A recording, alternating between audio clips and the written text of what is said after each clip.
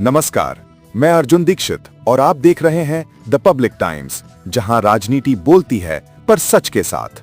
आज की सबसे दिलचस्प और चौंकाने वाली खबर, ओवैसी की वो सलाह जो कभी लोगों ने मजाक में ली थी, अब उसी ने सरकार के काम को दिशा दे दी है। जी हां, बात हो रही है असदुद्दीन ओवैसी की और मुद्दा है तालिबान। ओवैसी ने साल 2016 में ही कहा था कि भारत को तालिबान को लेकर आंखें मूंद कर नहीं बैठना चाहिए। आने वाले वक्त में तालिबान अफगानिस्तान की हकीकत बन जाएगा और हमें बातचीत के दरवाजे बंद नहीं करने चाहिए।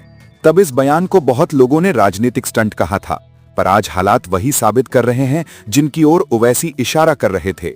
दरअसल अब केंद्र सरकार अफगानिस्तान में अपने कूटनीतिक मिशन को फिर से मजबूत कर रही है। काबुल में भारतीय मिशन को अपग्रेड करने की प्रक्रिया शुरू हो चुकी है। इसका मतलब साफ है, भारत अब तालिबान की सरकार से सीधे संवाद बनाए रखने की दिशा में आगे बढ़ रहा है। क्यों? क्योंकि अफगानिस्तान सिर्फ एक पड़ोसी देश नहीं, भारत की सुरक्षा, कूटनीति और मध्य एशिया में प्रभाव का बड़ा दरवाजा है। ओवैसी ने कई बार संसद और मीडिया में कहा था कि राजनीति भावनाओं पर नहीं, हकीकत पर चलती है। अगर तालिबान सत्ता में है तो भारत को संवाद करना ही होगा।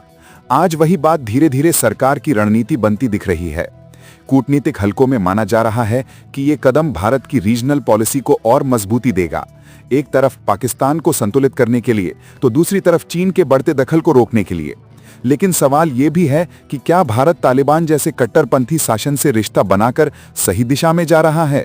आलोचक कहते हैं कि इससे भारत की लोकतांत्रिक छवि पर असर पड़ सकता है, पर समर्थकों का तर्क है कि ये रणनीति भावनाओं से नहीं बल्कि जमीनी हकीकत से प्रेरित है। अफगानिस्तान में भारतीय प्रोजेक्ट्स, सुरक्षा और मानवीय मदद तभी टिक सकती है जब तालिबान के साथ कम से कम एक संवाद की लाइन खुली रहे।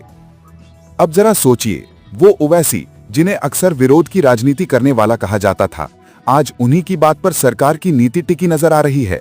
राजनीति में वक्त का पहिया ऐसे ही घूमता है, कल की आलोचना आज की रणनीति बन जाती है। भारत का तालिबान के साथ संवाद अब केवल एक डिप्लोमेटिक मूव नहीं, बल्कि आने वाले वर्षों में दक्षिण एशिया की राजनीति की दिशा तय करने वाला कदम साबित हो सकता है। अब देखना यह है कि इस संवाद से भारत को सुरक्षा मिलेगी या नई चुनौतियां।